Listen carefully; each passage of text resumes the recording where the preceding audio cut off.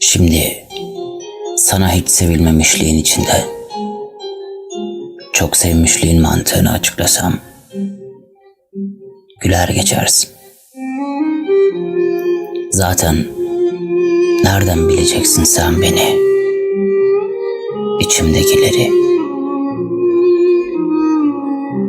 Har olmuş kahrımdan duvarlara yumruk atsam, yan komşunun rahatını bozmuş olurum en fazla. Komşun kadar rahatsız olmaz vicdan. Kalp kırıklarına dokundun mu hiç sen? Öyle kesmez, kanatmaz seni. Ama cam kırıklarına benzemez. Hissedersen acıtabilir.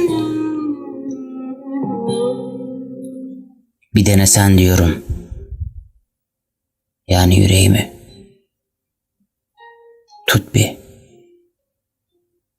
Tut ki acım dinsin.